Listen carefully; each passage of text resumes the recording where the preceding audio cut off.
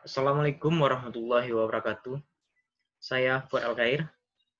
Di sini saya ingin mempresentasikan hasil dari tugas mata kuliah keamanan jaringan yang berjudul Man in the Middle Attack. Pertama, apa itu Man in the Middle Attack? Man in the Middle Attack ini merupakan salah satu teknik hacking, di mana si hacker menempatkan dirinya berada di tengah-tengah antara dua perangkat yang saling sedang berkomunikasi. Karena hacker ini berada di tengah-tengah, maka dia dapat membaca, memodifikasi, atau mencekal paket yang dikirim atau diterima antara kedua perangkat yang sedang berkomunikasi tersebut. Sebagai ilustrasinya sebagai begini.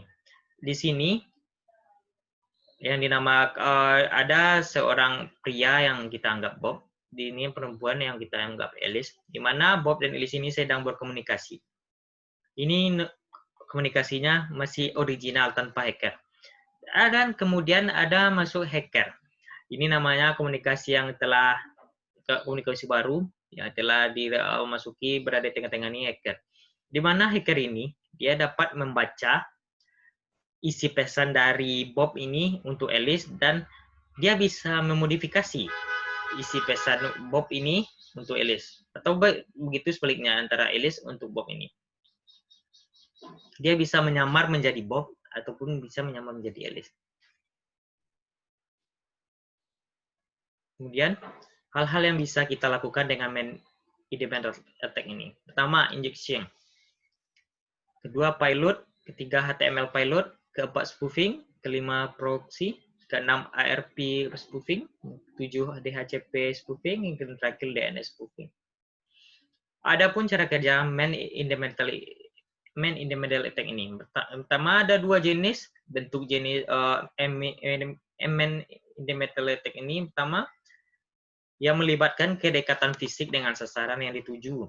Dan yang kedua hanya melibatkan malware yang dikenal sebagai serangan man in the browser. Dengan serangan MITM tradisional ini, penyerang perlu memiliki akses ke router Wi-Fi yang tidak aman atau yang kurang amannya. Jenis koneksi ini umumnya ditemukan di tempat yang umum, seperti Wi-Fi hotspot dan bahkan di rumah. Penyerang akan memindai router dengan menggunakan kode untuk mencari lubang keamanannya untuk mencari kelemahan tertentu seperti setting standarnya. Di mana karena adanya kelemahan, adanya konfigurasi router yang lemah. Setelah penyerang menemukan kerentanannya, mereka kemudian akan memasukkan alat-alat mereka di antara komputer pengguna dan situs yang dikunjungi pengguna. Versi keduanya dari serangan MITM ini yaitu MITB yang telah meraih popularitas dari para kriminal dunia maya karena kemudahan eksekusinya. Dengan serangan man in the browser, penyerang hanya perlu untuk menyuntikkan malware ke dalam komputer yang kemudian akan menginstal sendirinya ke dalam browser tanpa sepengetahuan pengguna. Dan kemudian akan mencatat, si hacker ini akan mencatat data yang dikirim oleh pengguna dan situs khusus yang ditargetkannya, seperti lembaga keuangan yang telah dikodekan ke dalam malware. Setelah malware mengumpulkan data spesifik yang diperlukan, kemudian data tersebut dikirim kembali kepada hacker. Adapun proses terjadinya serangan melakukan man in the middle attack ini, ada 4 contohnya, 4 serangannya yang bisa dilakukan. Pertama, sniffing. Di sini ada semacam bentuk pesan antara Alice dan Bob, di mana Charlie ini adalah hackernya. Sniffing ini di mana Charlie mengetahui semua pembicaraan antara Bob dan Alice. Kedua, intercepting. Charlie atau hacker ini dia mencegat pesan dari Alice ketika Alice ingin menutup percakapan dengan Bob. Dengan begini, Bob mengira Alice masih berkomunikasi dengannya. Jadi maksudnya di sini yang membalas pesan Bob ini yaitu hacker ini, bukan dari Alice. Kemudian tampering. Hacker ini mengubah jawaban dari Bob kepada Alice, di mana tujuannya ingin untuk menipu untuk mengetahui kata sandi atau kode dari ATM Alice atau bom ini kan. Yang terakhir fabricating, di mana hacker ini menanyakan nomor spesial security number kepada bom.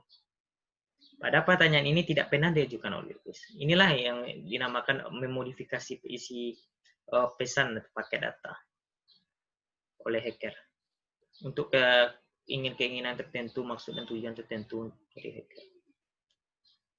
Yang terakhir yaitu cara menghindari in-the-middle attack ini. Pertama, pastikan pada saat mengakses website dengan protokol HTTP ditambah dengan S di setiap situs web yang Anda akan kunjungi. Jadi yang ditulis itu HTTPS.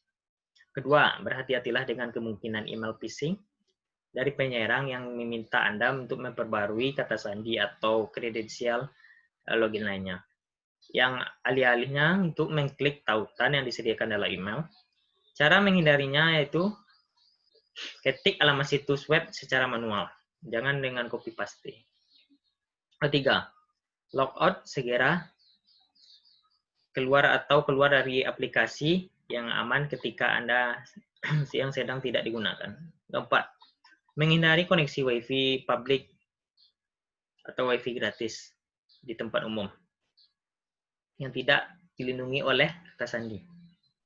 Kelima, tidak mengakses informasi sensitif ataupun melakukan transaksi pada saat menggunakan WiFi gratis atau WiFi hotspot di tempat umum yang keramaian. Yang keenam, menggunakanlah VPN atau Virtual Private Network, di mana VPN ini dapat mengenkripsikan koneksi internet Anda pada hotspot publik untuk melindungi data pribadi yang Anda akan kirim dan diterima saat menggunakan WiFi publik, dan juga membatasi kemampuan penyerang untuk membaca atau memodifikasi komunikasi yang sedang Anda lakukan. 7. Perbarui semua nama pengguna dan kata sandi secara berkala. 8. Yang terakhir ini, pastikan server DNS atau cache DNS yang Anda gunakan aman. Baiklah, demikian presentasi dari saya. Saya ucapkan terima kasih. Assalamualaikum warahmatullahi wabarakatuh.